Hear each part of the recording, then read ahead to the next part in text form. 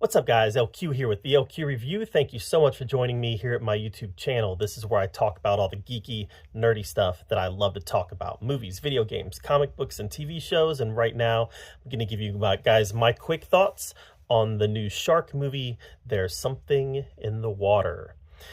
So something that shark movies have been doing a lot lately is advertising themselves as a shark movie, but not really being that.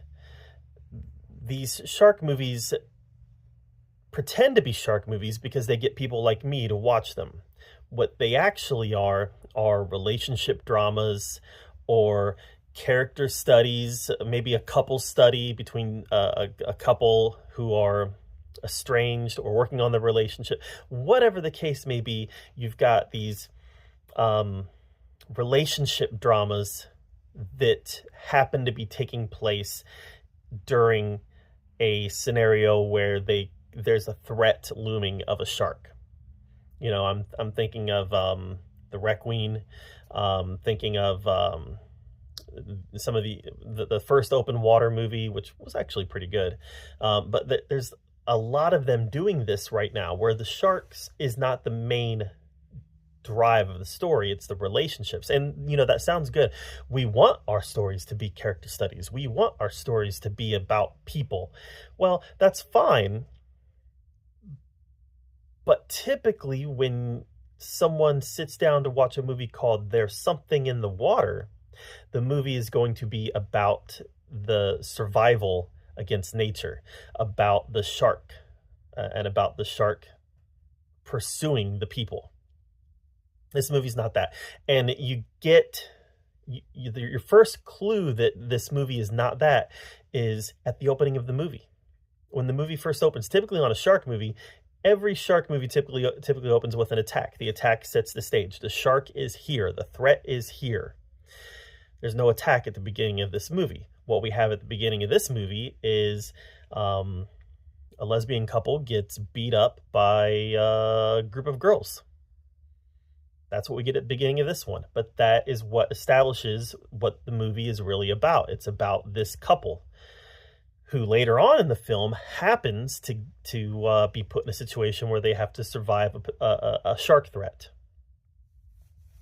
So this lesbian couple gets beat up early in the film. A year later, they're going to a wedding, and they're not together anymore. They go to a wedding. The wedding party sets out. It's an all-female wedding party. They set out on this boat trip to this island. One of them gets bit by a shark. They hastily get out of there to try to get this girl medical attention, and they run into a reef. The boat sinks, and they're trapped in the water. Sounds like a good premise for a shark movie. The problem is that it's an hour into the movie before any real shark violence happens. I mean, we're probably a half hour in the movie when the initial bite happens, and then probably close to an hour into the movie when we get any real shark violence. The last 20 minutes of the movie, it's present, but that's still not what the movie is about. The movie is still about these women floating in the water trying to resolve their issues.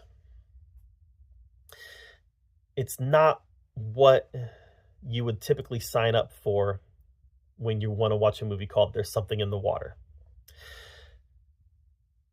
So on top of that, let's take the title out and just look at the story as it stands. Is it good?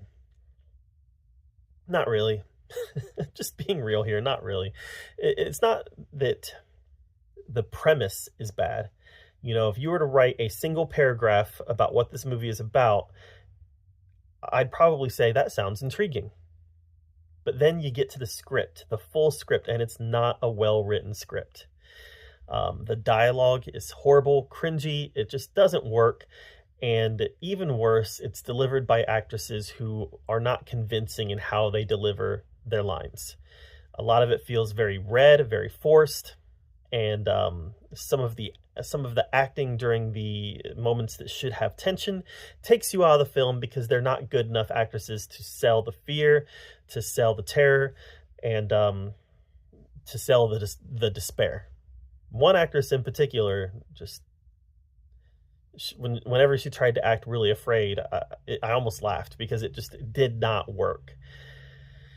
So unfortunately, we have another bad shark movie to add to the list of bad shark movies. So there it is. There's something in the water. If I were you, I would skip it. I watched it so you don't have to. There's something in the water. Don't watch it. There's much better shark movies to watch out there. In fact, go back and rewatch Jaws, which, by the way, is not a shark movie. I have a video on my channel about why Jaws is not a shark movie, but that's neither here nor there. Go watch a different shark movie. Skip this one. Watch Under Paris on Netflix. You know, I didn't love Under Paris, but it was much better than this. So, there it is, guys. What did you think of There's Something in the Water? Let me know in the comments below. While you're down there commenting, subscribe to my channel, and until next time, we'll see you guys later.